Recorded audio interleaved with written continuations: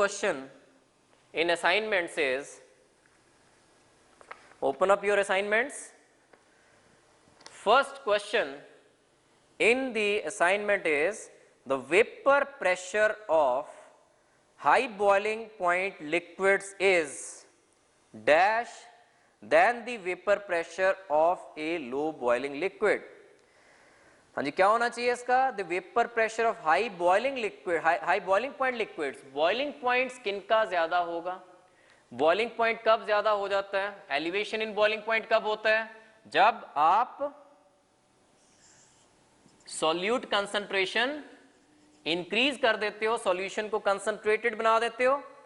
तो vapour pressure of high boiling point liquids is dash than the vapour pressure of low boiling point liquids. So it should be low because high boiling liquids कौन से होंगे? High boiling point liquids वो होंगे जिसमें concentration of solute is quite high. जैसे एक water है, pure water, और एक NaCl डाल दिया आपने water में, तो किसका boiling point ज्यादा होगा? इसका boiling point ज्यादा होगा. Elevation हो जाएगा इस केस में. non volatile solute जब डाला जाता है solvent में, then there is elevation in the boiling point. और जिसका बॉइलिंग पॉइंट ज्यादा है, इसमें देखिए सॉल्यूशन ज्यादा होगी कंसंट्रेशन इसकी सॉल्यूट की, तो एस्केपिंग टेंडेंसी क्या होगी लिक्विड मॉलिक्यूल्स की? कम होगी, क्योंकि सरफेस, कुछ सरफेस जो है that is occupied by non volatile solute particles. तो इसलिए वेपर प्रेशर इसका क्या होना चाहिए?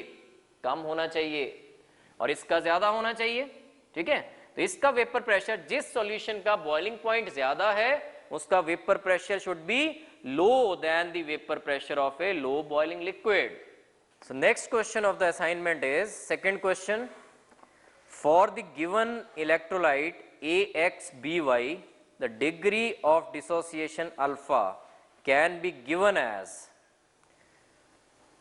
degree of dissociation पूछा है इसने, alpha in this case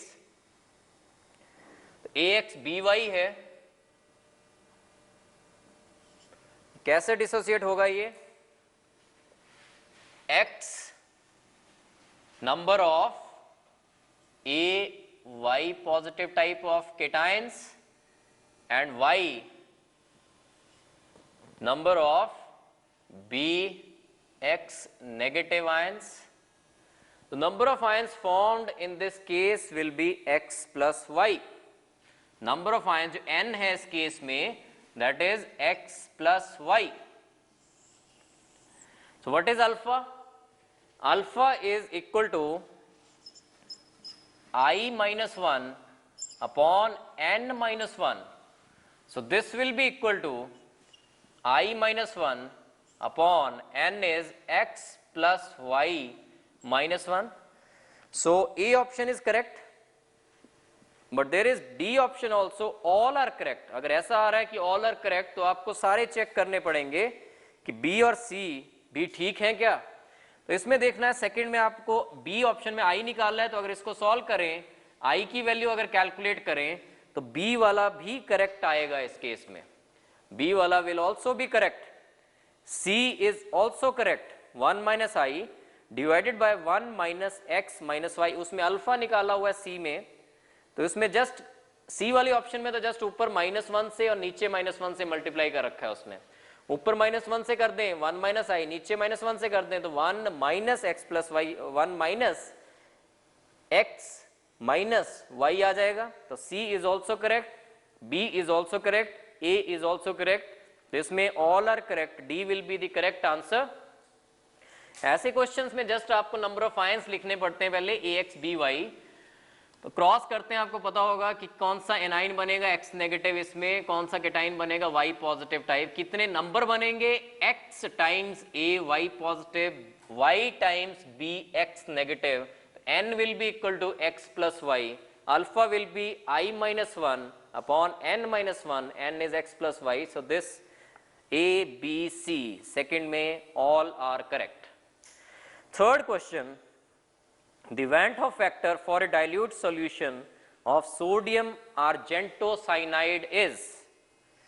तो Van't Hoff factor पता लगाने के लिए सबसे पहले तो इसका आपको मॉलिक्यूलर फॉर्मूला पता होना चाहिए कि सोडियम आर्जेंटोसाइनाइड होता क्या है. Third question, sodium argentocyanide is Na AgCN twice.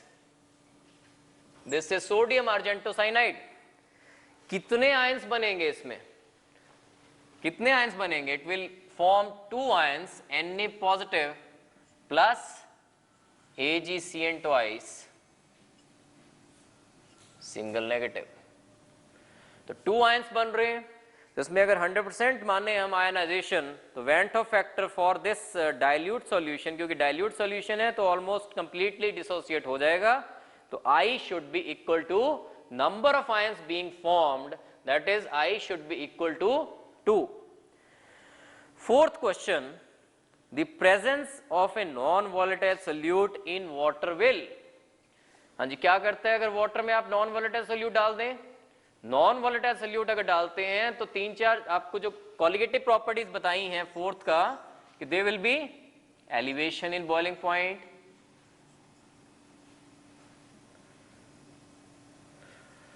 They will be depression in freezing point,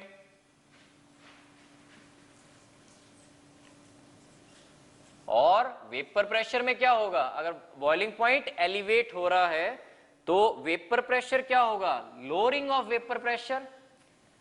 वैसे तो colligative property was relative lowering in vapour pressure, but they will be lowering in the vapour pressure अगर आप non volatile solute particles डाल देते हो पानी में. तो अब देखिए कौन सा करेक्ट ऑप्शन होना चाहिए? Lower the freezing point, depression करेगा फ्रीजिंग पॉइंट की, वेपर प्रेशर को भी लोअर करेगा. There will be elevation in the boiling point, that means it will raise the boiling point. C option, fourth question का correct answer will be C. Fifth is the solubility of a gas in water is highest for.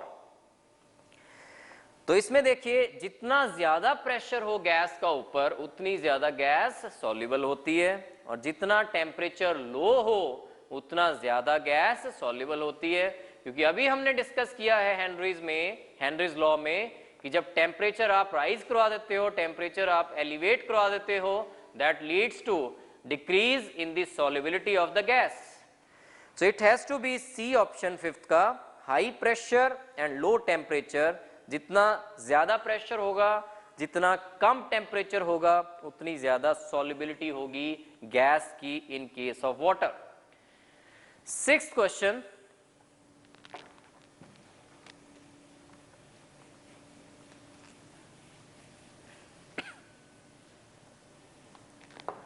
sixth question is the values of observed and calculated molecular weights of silver nitrate are 92.64 and 170 respectively. The degree of dissociation of silver nitrate, आपको degree of dissociation alpha निकालना है. इस case में alpha निकालने के लिए I calculate करना पड़ेगा. ऐसा क्वेश्चन अभी किया है हमने, almost same type. I will be, I क्या होता है? Normal molecular mass upon observed molecular mass,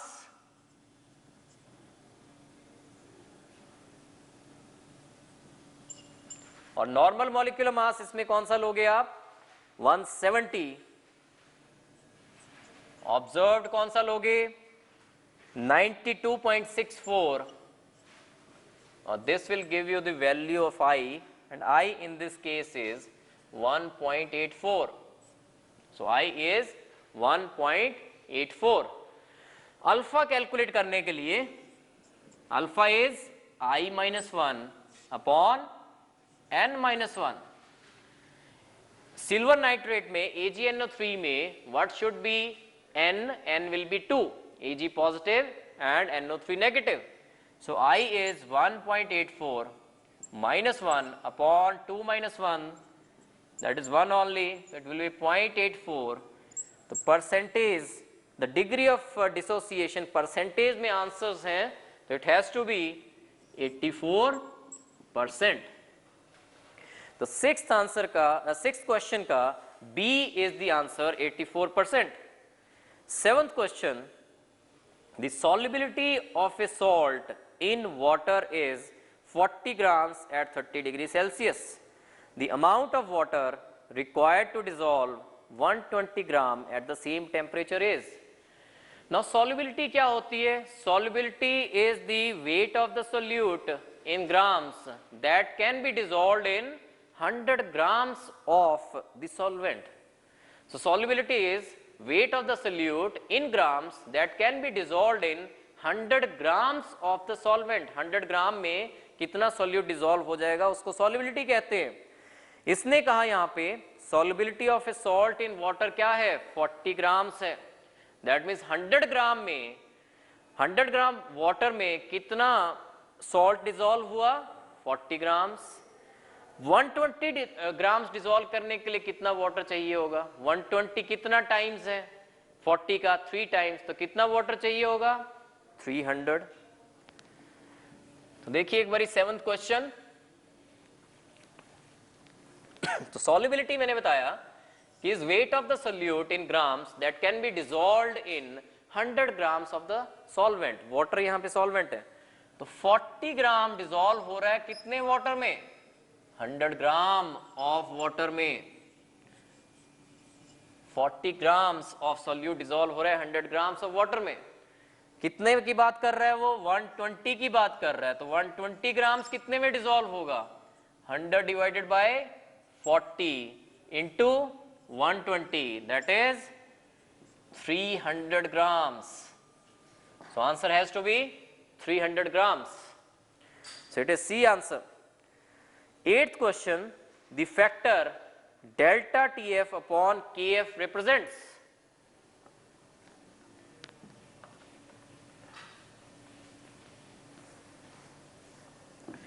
तो 8th क्वेश्चन देखिए, आपको पता है कि फॉर्मूला डेल्टा टीएफ वाला कौन सा होता है? Delta TF is equal to KF molality.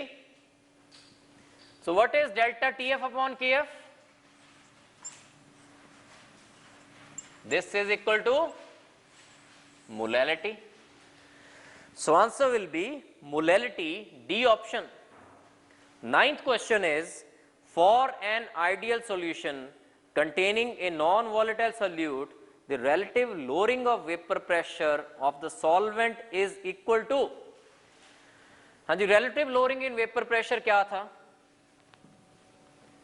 What was the expression for relative lowering in vapor pressure? तो आपको पता है कि relative lowering in vapor pressure is PA naught minus PS or PT, total pressure of the solution, upon PA naught is equal to XB, mole fraction of the solute. PA naught is the vapor pressure of pure solvent. PS is the vapor pressure of the solution containing non-volatile solute. पानी में नमक डाल दिया तो non-volatile solute डाल दिया, तो this will be vapor pressure of pure water, this will be vapor pressure of water containing NaCl. तो इतना lowering हो गया. With respect to pure water का vapor pressure इतना relative lowering हो गया vapor pressure में, and this is equal to the mole fraction of the solute XB. So what should be the answer? Answer will be C in this case, mole fraction of solute in the solution. 10th question is, which of the following concentration terms does not depend upon temperature?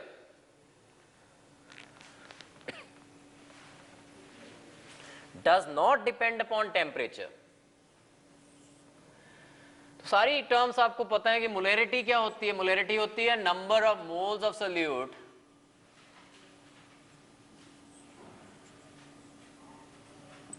पर litres of solution. Molarity आपको पता है, molarity क्या होती है? Number of moles of solute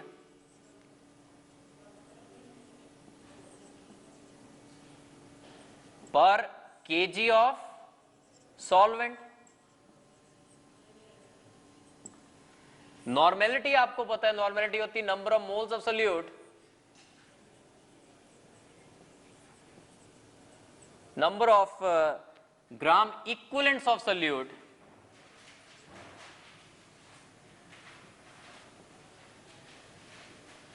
पर litres of solution. तो तीनों टर्म्स आपको पता है. अब देखिए इफेक्ट ऑफ टेम्परेचर किस पे पड़ेगा?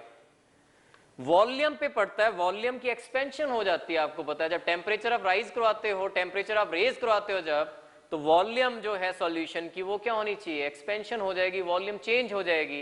तो टेम्परेचर जब चेंज करते हो तो वॉल्यूम चेंज हो रही है, तो वॉल्यूम कहाँ पे इन्वॉल्व है, अकेला मोलैरिटी में और नॉर्मेलिटी में सॉरी, तो अकेला मोलैरिटी में एंड नॉर्मेलिटी में there is involvement of volume of the solution. और we know that there is expansion when the temperature is raised। जब solution का temperature आप rise कराओगे तो there will be expansion of the solution, volume increase कर जाएगी। तो इस केस में मोलैलिटी में there is no volume involved, तो इस केस में there will be no impact of, there will be no effect of change of temperature on the molality। Molality पे कोई फर्क नहीं पड़ना है टेम्परेचर का। so this is the best method, molality is the best method to calculate the concentration of the solution। अब इसी में मैं पूछ लूं आपसे, पहली बात इसका आंसर तो it has to be molality, strength का it has to be molality which of the following concentration terms does not depend upon temperature. और इसी में मैं कुछ ऐड करूं कि मोलैलिटी, मोलैरिटी में what will be the impact if the temperature is raised. अगर टेम्परेचर आप राइज करवा दें तो वॉल्यूम ऑफ द सॉल्यूशन क्या हो जाएगी, इंक्रीज कर जाएगी। और वॉल्यूम अगर इंक्रीज कर जाएगी, डिनोमिनेटर अगर इंक्रीज कर जाएगा, तो मोलैरिटी पे क्या इफेक्ट पड़ना चाहिए, molarity will decrease.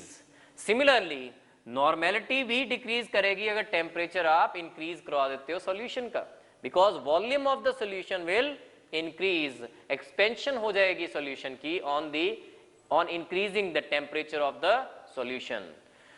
So 10th का it will be C option, because molality पे कोई फर्क नहीं पड़ता, टेम्परेचर को इंक्रीज कराओ चाहे डिक्रीज कराओ, and that's why it is the best method to express the concentration of the solution। 11th question, the rise in boiling point of a solution containing 1.8 gram of glucose in 100 gram of solvent is 0.1 degree Celsius। The molar elevation constant of the liquid is, molar elevation constant Kb के बारे में पूछा हुआ इसने कि what will be the value of Kb, और क्या क्या इंफॉर्मेशन गिवन है देखिए इसमें 11th क्वेश्चन में। rise in the boiling point of a solution containing 1.8 gram of glucose in 100 gram of solvent is 0.1 degree Celsius। Delta Tb given है आपको, delta Tb given है, और आपको पता है डेल्टा Tb क्या होता है, is equal to Kb into molality। That means delta Tb आपको पता है is equal to Kb। molality कैसे लिखोगे, number of moles of solute, that is Wb upon Mb, क्या आगे, number of moles आगे solute के, these are number of moles of the solute। और साथ में चाहिए नीचे आपको weight of the solvent in kgs, अगर Wa ग्राम्स में है तो in kgs। इस एक्सप्रेशन को आप यूज करेंगे और Kb को कैलकुलेट करेंगे। तो delta TB will be equal to, delta TB की वैल्यू डाल दें यहां पे, डेल्टा टीबी कितना दिया हुआ है 0.1, तो Kb is equal to, Kb you have to calculate, WB is equal to 1.8 gram glucose की बात हो रही है इनटू 1000 एमबी, मॉलिक्यूलर मास क्या होता है ग्लूकोज का 180, and W A wait of the solvent कितना दिया हुआ देखिए यहां पे 100 grams। now you have to calculate Kb, and Kb is equal to, in this case, 1। so answer will be C, 1 K upon M।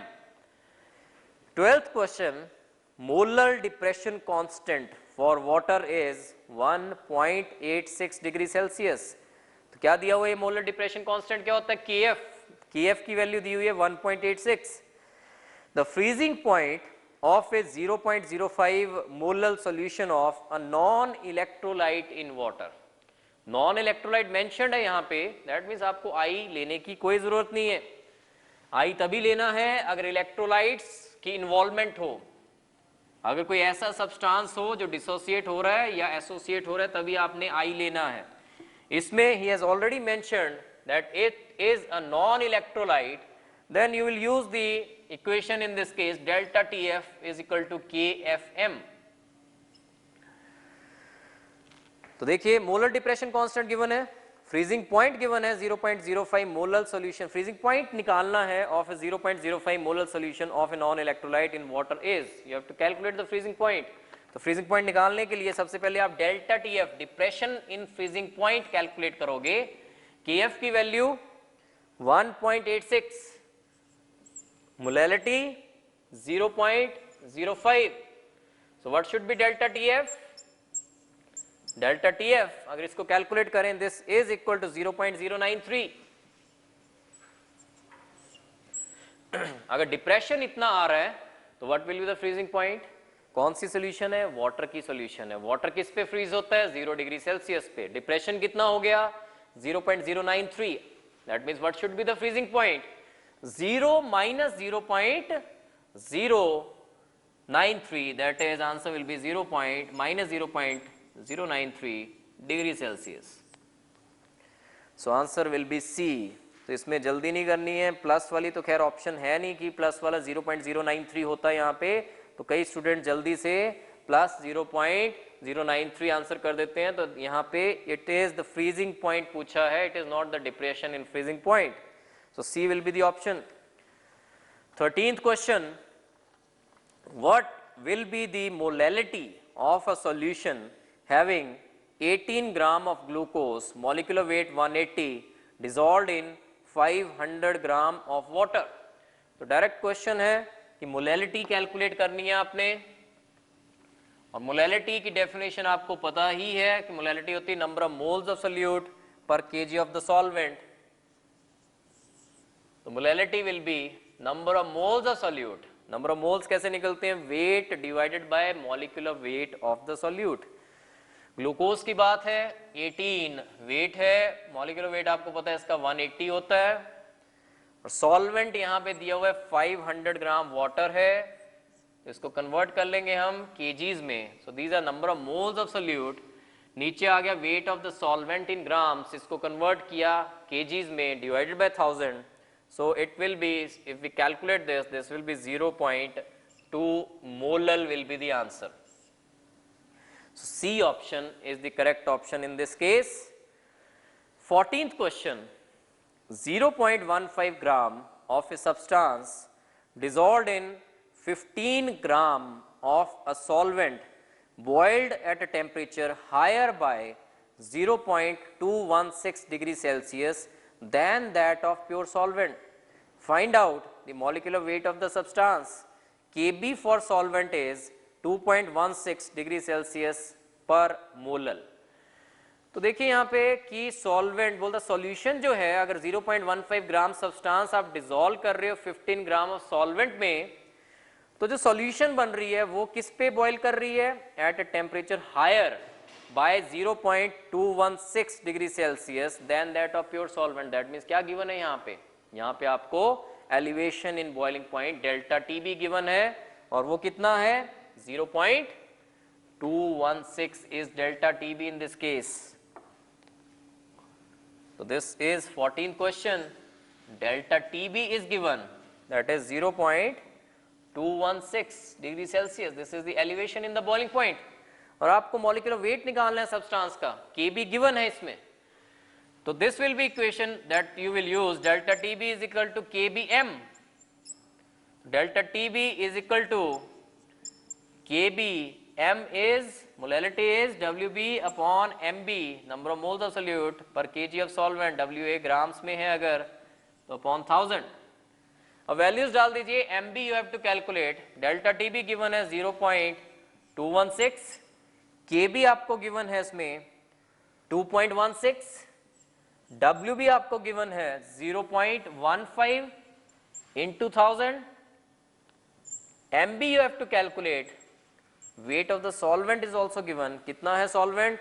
15 ग्राम। तो ये expression बनेगी, Mb can be calculated। Otherwise अगर if you can remember it directly कि Mb is equal to Kb Wb into 1000 upon delta Tb into Wa, that can be directly put and you can calculate the value of Mb। otherwise नहीं भी याद रहता तो कोई बात नहीं, delta Tb is equal to Kb into M तो याद रह ही जाएगा।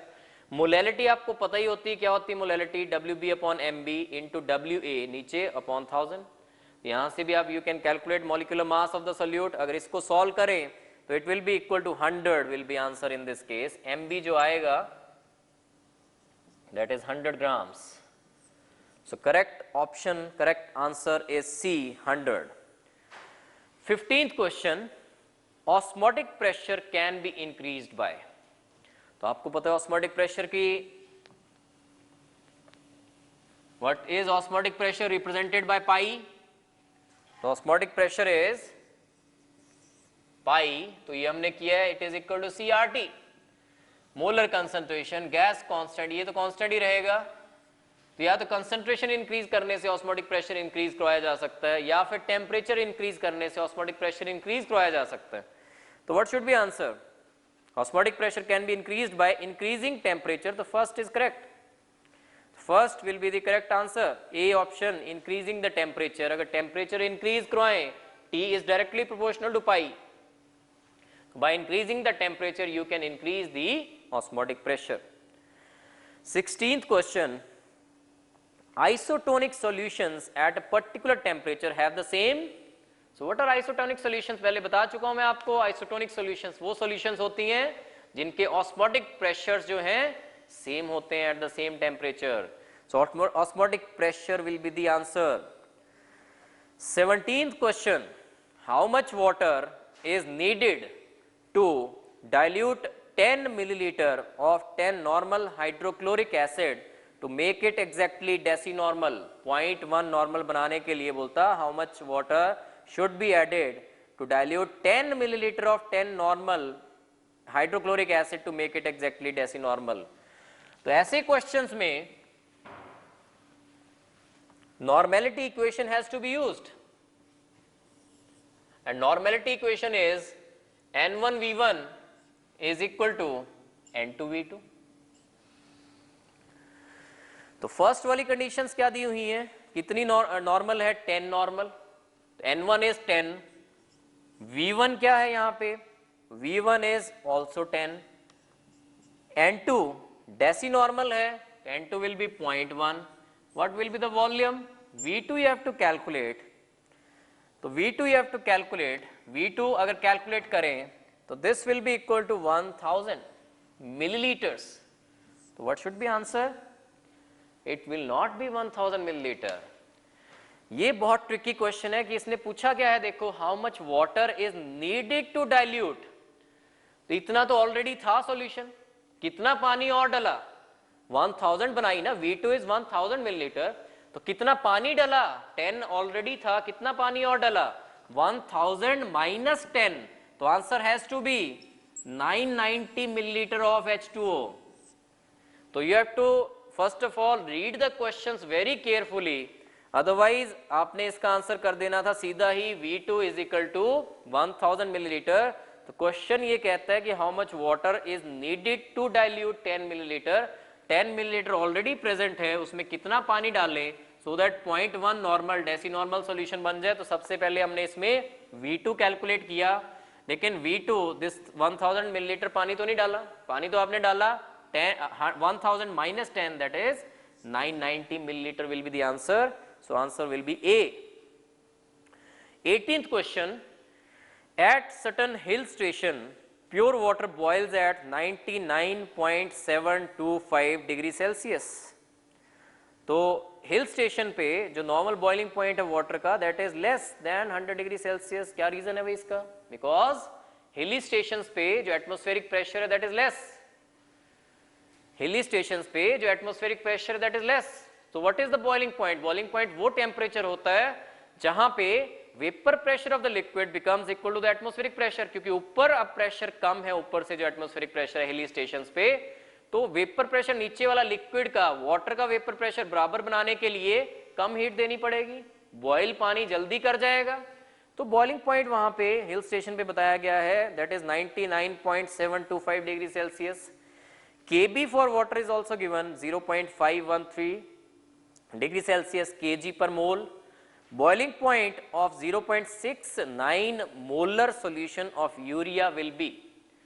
तो बॉइलिंग पॉइंट पूछा है. बॉइलिंग पॉइंट जब भी पूछा जाए इन सॉल्यूशंस वाले क्वेश्चंस में, तो तो सबसे पहले आप एम रखिए कि आपको डेल्टा टी बी कैलकुलेट करना है। सबसे पहले you have to calculate delta T B. Elevation in boiling point निकालिए सबसे पहले। डेल्टा टी बी आपको पता है is equal to K B M. K B कितना है देखिए यहां पे 0.513, मोलैलिटी 0.69। तो what should be delta T B? अगर इसको आप मल्टीप्लाई करें 0.513 into 0.69, this is equal to 0.354। So what should be the boiling point? Elevation in boiling point आ गया। वाटर की बात हो रही है तो यहां पे भी जल्दी से ये नहीं कर देना कि 100 प्लस 0.354, वो गलत हो जाएगा क्योंकि बॉइलिंग पॉइंट यहां पे मेंशन्ड है। बॉइलिंग पॉइंट वाटर का नॉर्मली अगर उसमें कोई इलेक्ट्रोलाइट ना डाला जाए तो बॉइलिंग पॉइंट कितना है पानी का? नॉर्मली बॉइलिंग पॉइंट कितना है वहां पे हिल स्टेशन पे? 99.725। अगर एलिवेशन इतना है यूरिया सॉल्यूशन का, यूरिया डाल दिया जाए तो इतना एलिवेशन अगर आ रहा है, delta Tb is equal to this much, तो what should be the normal boiling point? अब क्या हो जाएगा? एलिवेटेड बॉइलिंग पॉइंट क्या हो जाएगा? 99.725 plus 0.354 and this will be equal to 100.079 degrees Celsius will be the correct option. It will not be 100.354 या 359, ये भी कर सकते थे कि जल्दी में, बट आपको इसमें ख्याल रखना है कि इसमें नॉर्मल बॉइलिंग पॉइंट हिल स्टेशन पे इतना दिया हुआ है। डेल्टा टी भी आपने कैलकुलेट किया, elevation in boiling point you have calculated in this case, और वो आया इस केस में 0.354। So the boiling point of the solution will be 99.725 plus 0.354, that is 100.079. A is the correct option. Next question is 19th question. In case of electrolyte which dissociates in solution, the Van Hoff's factor I. तो electrolytes की बात हो रही है जो dissociate होता है, तो जब भी डिसोसिएशन होती है I has to be greater than unity. जब भी डिसोसिएशन होती है तो I जो वैन हॉफ फैक्टर है that has to be greater than unity in case of dissociation, और अगर एसोसिएशन हो जाए I will be less than unity in case of association. This you have to remember, this is also important. It will be greater than unity in case of dissociation because number of particles increase कर जाएंगे, और इस case में association में number of particles decrease कर जाएंगे, तो I has to be less than unity in case of association, but this was the case of dissociation. 19th का answer will be A. Next is 20th question, और ये कह रहा है solutions P, Q, R and S respectively are 0.1 molar glucose, 0.05 molar NaCl, 0.05 molar barium chloride BaCl2 and 0.1 molar AlCl3. Which of these are isotonic? Isotonic means किनका osmotic pressure इनमें सब में same है। Osmotic pressure is आपको पता है is equal to 20th question, osmotic pressure आपको पता है is equal to pi is equal to ICRT। तो टेम्परेचर तो सेम ही मान रहे हैं इसमें, क्योंकि अगर आइसोटोनिक पूछ रहा है कि विच of the solutions will B isotonic, तो यहाँ पे ये सपोज तो हमने अपने आप करना है कि टेम्परेचर सेम कंडीशंस पे बात हो रही है। R एंड T से तो कोई फर्क नहीं पड़ रहा, टेम्परेचर कांस्टेंट है, R is already a constant, gas constant, सारा कुछ फर्क कहां से पड़ेगा? I इंटू सी से। इफेक्टिव मोलैरिटी जो मैं वर्ड यूज करता हूं दैट इज I इंटू सी। तो फर्स्ट केस देखें P वाला, P वाला बोला है इसने 0.1 मोलर ग्लूकोज, तो ग्लूकोज की इफेक्टिव मोलैरिटी क्या होगी? ग्लूकोज डिसोसिएट नहीं होता, सिंगल मॉलिक्यूल है तो सिंगल ही रहता है, तो effective molarity will be 0.1 molar only. Second case देखिए Q वाला, और क्यू में बोला है इसने 0.05 मोलर NaCl सॉल्यूशन। तो इसमें क्या होगा, इफेक्टिव मोलैरिटी क्या होनी चाहिए, इसके लिए I क्या है NaCl के लिए, I इज इक्वल टू 2, तो 2 आ गया I, मोलैरिटी जो दी है इसकी एक NaCl की दैट इज 0.05, तो 2 into 0.5, 2 into 0.05 that will be equal to 0.1 molar. Next turn है R की, R बात हो रही है यहां पे 0.05 मोलर बेरियम क्लोराइड की। इसमें I इंटू एम क्या होगा, I in this case will be कितने आयंस, एक इसका बनेगा, देखिए कैसे डिसोसिएट होता है barium chloride, Ba2 positive plus 2 Cl negative, कितने आयंस बनेंगे, 3 आयंस, तो I will B 3 into 0.05 that means it will be different from the above 0.05, so this will be 0.15 molar, and last is S is 0.1 molar AlCl3, तो कितने ions बनेंगे AlCl3 के, कैसे dissociate होता है AlCl3, Al3 positive plus 3Cl negative, तो number of ions 4 और I will be 4, effective molarity जो लोगे I into C will be 4 into 0.1 that is equal to 0.4 मोलर। तो ऑस्मोटिक प्रेशर्स किनके सेम होने हैं, जिनकी effective molarities I into C same आ रही हैं, और किनकी सेम आ रही हैं, फर्स्ट 2 की P and Q की, तो isotonic solutions will be P and Q, answer has to be D, P and Q। Next question is 21st question, 2 bottles A and B contain 1 molar and 1 molal aqueous solution of sulfuric acid respectively। This is quite important question, 21st question। 2 bottles की बात हो रही है, एक की concentration A की बताई गई है 1 मोलर, और कौन सी सॉल्यूशन है, aqueous solution of H2SO4।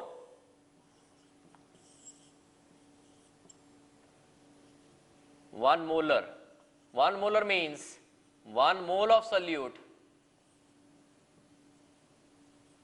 is dissolved in 1 liter of solution, that is 1000 milliliter of solution। और यहां पे बात है B की 1 molar means 1 mole of solute is dissolved in 1 kg of solvent, that is 1000 grams of solvent।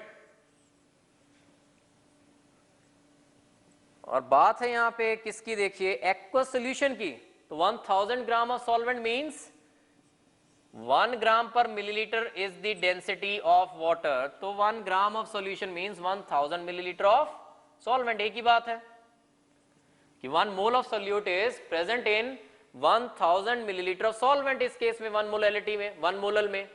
तो देखिए volume किसकी ज्यादा होगी, वॉल्यूम किसकी ज्यादा होगी, अगर आप सॉल्यूशन को कंसीडर करें एज अ होल, इसमें देखिए डिनोमिनेटर में भी है 1000 मिलीलीटर ऑफ सॉल्वेंट।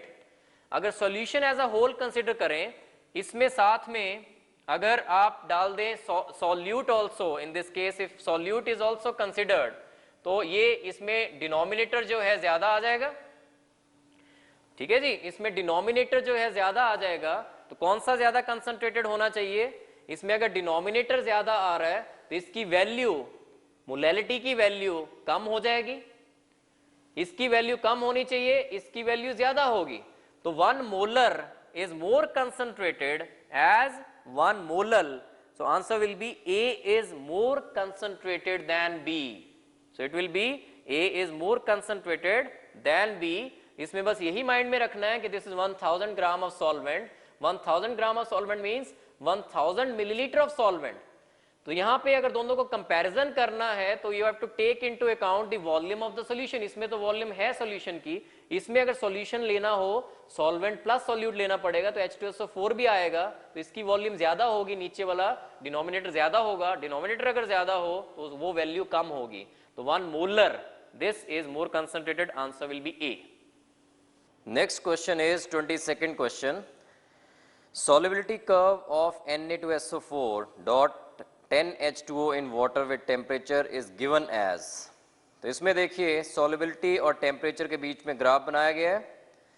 तो जैसे जैसे टेम्परेचर राइज हो रहा है तो पहले क्या हो रहा है, देखिए इसमें Na2SO4 डॉट 10H2O में क्या होना चाहिए, सबसे पहले एनर्जी देनी पड़ेगी इसको डिसॉल्व करवाने के लिए। जब डिसोल्यूशन प्रोसेस होगा तो energy has to be provided so that ये ब्रेकअप हो पहले। जब ब्रेकअप हो जाएगा उसके बाद हाइड्रेशन एनर्जी इवॉल्व होगी। तो सबसे पहले क्या होना चाहिए, जब डिसोल्यूशन होगी तो प्रोसेस शुड बी एंडोथर्मिक और उसके बाद इट विल बी एक्सोथर्मिक। तो पहले solution process will be endothermic till 32.4 degree Celsius and exothermic thereafter. तो प्रॉपर ये टेम्परेचर याद रखने की कोई जरूरत नहीं है कि Na2SO4 10H2O में किस टेम्परेचर तक पहले एंडोथर्मिक होगा, बस आपको ये आइडिया होना चाहिए कि सबसे पहले जब डिसोल्यूशन होगा Na2SO4 10H2O का तो सबसे पहले एनर्जी एब्जॉर्ब होगी सो दैट ये आयंस जो है क्रिस्टलाइन स्ट्रक्चर जो है इसका वो ब्रेकअप हो। उसके बाद hydration energy will be evolved. जब Na पॉजिटिव और सल्फेट 2 नेगेटिव को दोनों तरफ से H2O मॉलिक्यूल्स सराउंड करेंगे, जैसे Na पॉजिटिव की हाइड्रेशन होगी, फिर once they have been broken up into the ions उसके बाद hydration energy will be evolved. Hydration कैसे होती है, देखिए कि H2 is a polar molecule और ये सराउंड करेगा Na पॉजिटिव को फ्रॉम ऑल द साइड्स, ऐसे करके it will surround Na positive will be surrounded by H2 molecules और H2 का कौन सा साइड इसको सराउंड करेगा, oxygen negative. Similarly sulphate 2 negative को भी वाटर सराउंड करेंगे, वाटर मॉलिक्यूल सराउंड करेंगे, लेकिन वो सराउंड करेंगे from H positive ends, so that is hydration. लेकिन हाइड्रेशन होने से पहले crystalline structure has to be broken up और उसको ब्रेक करने के लिए energy has to be given to the this crystalline Na2SO4 dot 10H2O. So answer will be C. Solution process is endothermic till 32.4 degree Celsius and exothermic thereafter. Next question, 23rd question. The freezing point of equimolal aqueous solution will be highest for. तो इसमें देखिए 23rd question में freezing point will be highest for. तो जब भी freezing point की बात होती है तो हमने इसमें कंसिडर करना है कि डिप्रेशन इन फ्रीजिंग पॉइंट सबसे ज्यादा किसके लिए होगा, डेल्टा टीएफ जो है depression in freezing point highest किसके लिए होगा, that we have to consider. और जो भी कॉलिगेटिव प्रॉपर्टी है that depends upon number of solute particles. जितने ज्यादा नंबर ऑफ सोल्यूट पार्टिकल्स होंगे उतना ज्यादा वो कॉलिगेटिव प्रॉपर्टी होगी। तो इसमें बात हो रही है डिप्रेशन इन फ्रीजिंग पॉइंट की, और डिप्रेशन इन फ्रीजिंग पॉइंट किसके लिए हाईएस्ट होगा और किसके लिए लोएस्ट होगा, ये दोनों देख लीजिए। अब ये मैंने पहले भी आपको बताया है कि डिप्रेशन इन फ्रीजिंग पॉइंट, मान लीजिए दो सॉल्यूशंस आप कंसिडर कर रहे हो, एक केस में डिप्रेशन इन फ्रीजिंग पॉइंट आ रहा है 4 डिग्री सेल्सियस का, एक्वस सॉल्यूशन है, अगर एक केस में डिप्रेशन इन फ्रीजिंग पॉइंट है 4 डिग्री सेल्सियस का, तो इस केस में what will B freezing point, अगर डिप्रेशन 4 डिग्री सेल्सियस का है तो freezing point in this case will be -4 degree Celsius, क्योंकि नॉर्मली वाटर जो है वो फ्रीज करता है 0 डिग्री सेल्सियस पे। अगर डिप्रेशन हो गया 4 डिग्री सेल्सियस का तो अब सॉल्यूशन जो है वो फ्रीज करेगी -4 डिग्री सेल्सियस पे। और दूसरा केस मान लीजिए डिप्रेशन है 2 डिग्री सेल्सियस का, तो इस केस में what will be the freezing point of the solution, -2 degree Celsius. अब जिसमें डिप्रेशन फ्रीजिंग पॉइंट में कम है उसका फ्रीजिंग पॉइंट हायर है। इस क्वेश्चन में पूछा गया 23rd में कि freezing point of equimolal, molality same दी है, will be highest for freezing point highest उसके लिए होना चाहिए जिसमें डिप्रेशन मिनिमम है। तो आपने इन सारी ऑप्शंस में ये देखना है कि डिप्रेशन किस में मिनिमम होगा, और मिनिमम डिप्रेशन किस में होना चाहिए, जिसकी वैल्यू, जिसमें आई की वैल्यू सबसे कम है। और सबसे कम आई की वैल्यू किस में है, देखिए ग्लूकोज में। In case of glucose I is equal to 1, क्योंकि ग्लूकोज ना तो डिसोसिएट होता है ना तो एसोसिएट होता है, तो I for glucose will be 1। और इसी केस में, ग्लूकोज के केस में सबसे कम वैल्यू है आई की, बाकी आप देखिए सभी में आई की वैल्यू ज्यादा है। ये जैसे कैल्शियम नाइट्रेट देखिए, उसमें आई की वैल्यू विल बी 3। सबसे ऊपर वाला एनिलीन हाइड्रोक्लोराइड, वो भी सॉल्ट है, तो उसमें भी आई की वैल्यू क्या होगी, 2 वैल्यू होगी आई की। सी केस में भी आई की वैल्यू क्या होगी, 3 वैल्यूज होंगी। तो आई की वैल्यू लोएस्ट है ग्लूकोज के केस में, और जिस केस में आई की वैल्यू लोएस्ट है उसमें depression in freezing point will also be lowest, और जिसमें depression in freezing point lowest है उसमें freezing point will be highest. तो answer has to be D, glucose. 24th question, the molarity of pure water is, we have to calculate the molarity of pure water.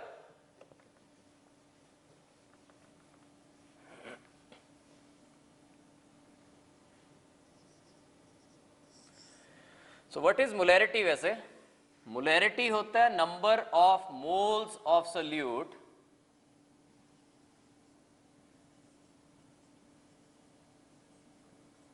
पर litre of solution या 1000 millilitre of solution. अब pure water की बात हो रही है, 1000 millilitre of solution means 1000 millilitre of water only, और 1000 millilitre of water means 1000 grams of water, क्योंकि density of water is 1 gram per millilitre. अगर 1 मिलीलीटर वाटर होता है तो it will be corresponding to 1 gram, और अगर 1000 मिलीलीटर वाटर है तो 1000 grams of water. That means आपने ये निकालना है कि how many moles of water are present in 1000 grams of water, और वही मोलैरिटी आ जाएगी। You have to calculate number of moles present in 1000 grams of water. और नंबर ऑफ मोल्स कैसे निकलते हैं, किसी भी सब्सटेंस के नंबर ऑफ मोल्स कैसे निकलते हैं, weight of that substance divided by molecular weight। weight है यहाँ पे 1000 divided by molecular weight is 18, and this will be equal to 55.55। so the molarity of pure water is 55.55, so it will be 55.6 अगर round off कर दें आप इसको। तो molarity of pure water निकालने के लिए देखिए, मोलैरिटी ऑफ प्योर वाटर जो है, मोलैरिटी फर्स्ट ऑफ ऑल क्या होती है, number of moles of solute पर लीटर ऑफ सॉल्यूशन, और number of moles of solute पर 1000 मिलीलीटर ऑफ सॉल्यूशन। इस केस में जब H2O की आपने मोलैरिटी निकालनी है तो 1000 millilitre of solution means 1000 millilitre of H2O, और 1000 millilitre of H2O means 1000 grams of H2O। That means you have to calculate number of moles present in 1000 grams of H2O। और किसी भी सब्सटेंस के अगर नंबर ऑफ मोल्स कैलकुलेट करने हो तो weight of the substance divided by molecular weight of that substance, 1000 divided by 18, that is 55.55। If we round off कर दें अगर इसको, that will be 55.6। So answer will be A, 55.6। Next question, 25th question is, which one of the following pairs of solution can we expect to be isotonic at the same temperature? Isotonic means ऐसी solutions जिनके osmotic pressures क्या हो, same हो। so isotonic solutions होती हैं जिनके osmotic pressure same हो, और osmotic pressure किनके सेम होंगे, osmotic pressure is ICRT, pi is equal to ICRT।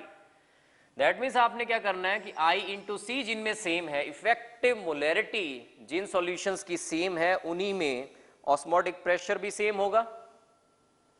तो अगर चेक करें इसमें, फर्स्ट देखिए यूरिया वाला जो केस है और NaCl वाला केस है, तो I इंटू सी देखिए यूरिया के लिए, ये ऑप्शन फर्स्ट ऑफ ऑल,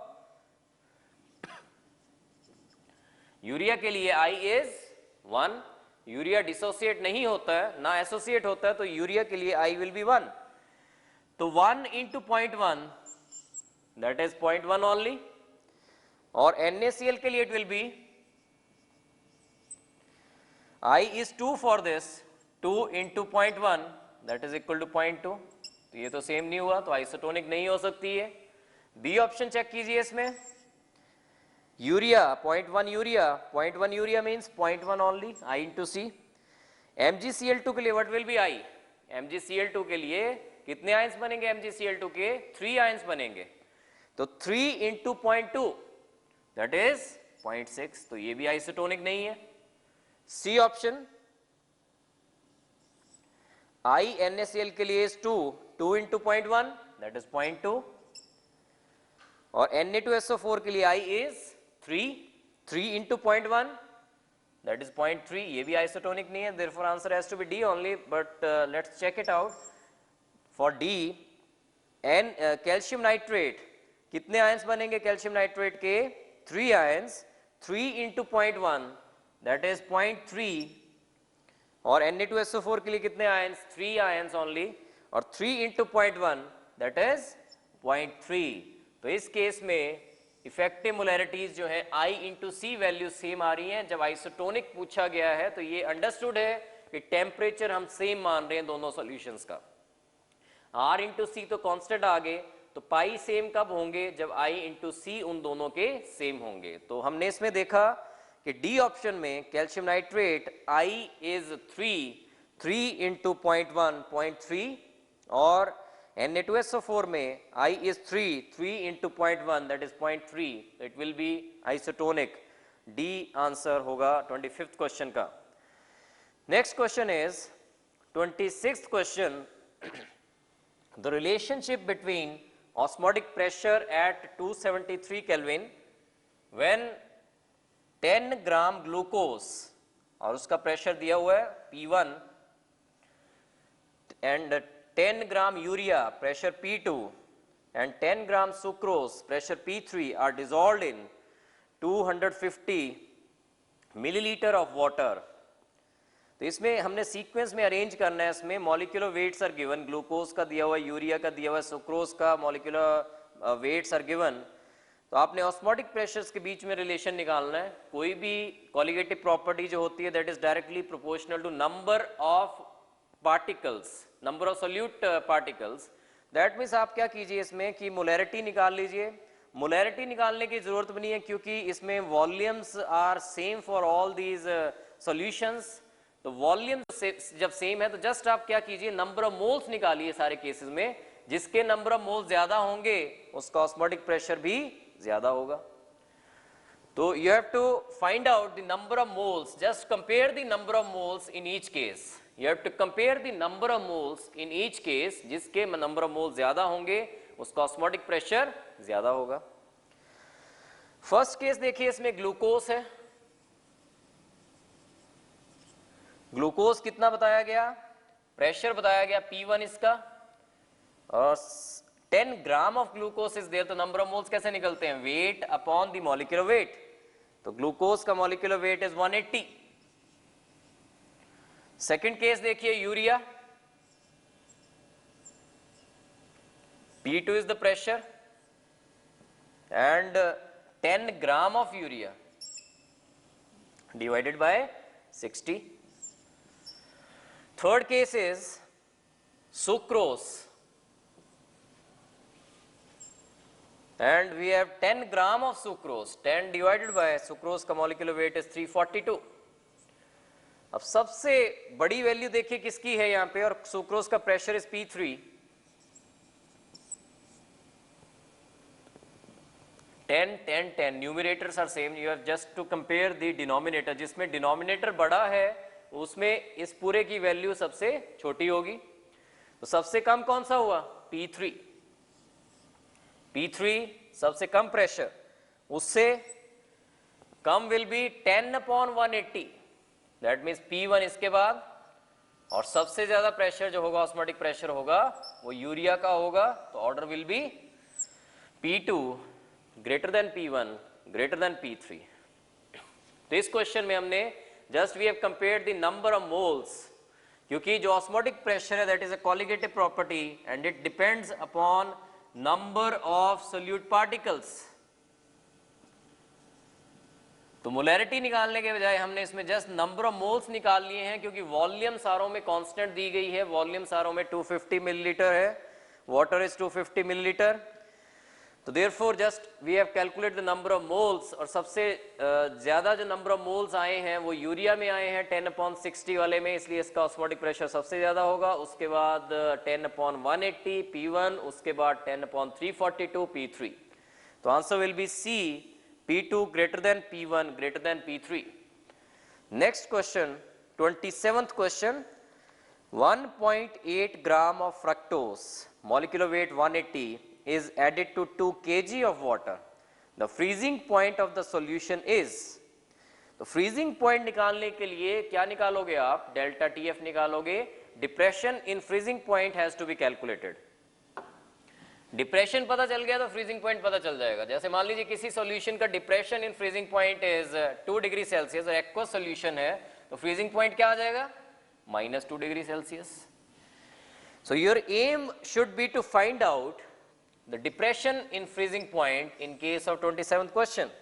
तो डेल्टा टीएफ आपको पता है, delta TF depression in freezing point क्या होता है? KF इंटू मोलैलिटी, और फ्रक्टोस है तो I विल बी 1, फ्रक्टोस है तो I विल बी 1। तो KF इंटू मोलैलिटी, KF की वैल्यू पहले देखिए, इसको मोलैलिटी कैसे लिखेंगे आप? Number of moles of solute, that is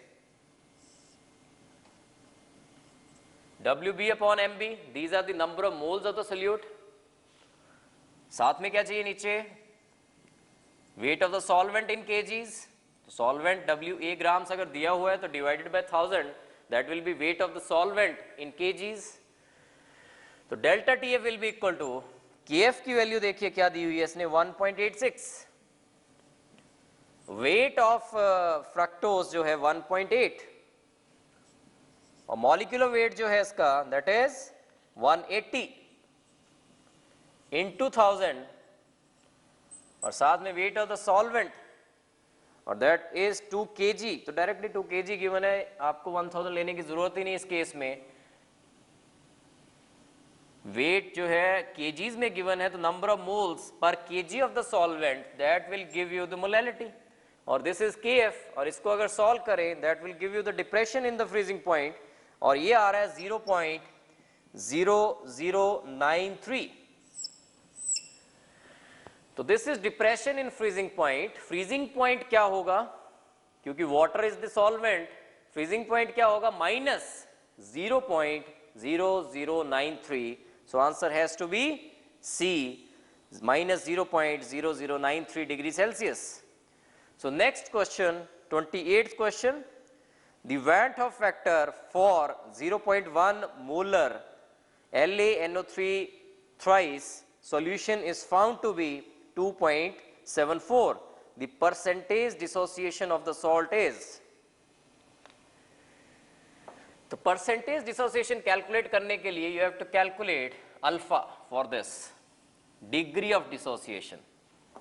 the 28th question is you have to calculate degree of dissociation, alpha आपको कैलकुलेट करना है, और अल्फा का फॉर्मूला क्या है? Alpha is equal to I-1 upon N-1। I कितना दिया हुआ है इसने, देखिए यहां पे 2.74, -1 डिवाइडेड बाय N कितने बनेंगे? आयंस कितने बनेंगे इसमें? आयंस विल बी 4 आयंस बनेंगे, एक La वाला पॉजिटिवली चार्ज जो केटाइन होगा, और NO3 नेगेटिवली चार्ज जो होंगे वो 3 बनेंगे। तो 4 ions, total 4 ions will be formed, तो 4 will be N in this case, और 4 - 1 दैट इज 3। तो इसको अगर कैलकुलेट करें तो this will be 0.58, this will be 0.58, लेकिन percentage ionisation will be into this into 100, so this will be 58%। 58% is the answer in this case. So it will be B option, 58%. Next question is 29th question. Which of the following 0.1 molar aqueous solutions has the lowest freezing point? Lowest freezing point निकालना है तो इसमें देखिए सबसे lowest किसका होना चाहिए freezing point, जिसमें डिप्रेशन फ्रीजिंग पॉइंट में मैक्सिमम हो. Higher the depression in the freezing point, higher उतना ही लो होगा उस सॉल्यूशन का फ्रीजिंग पॉइंट.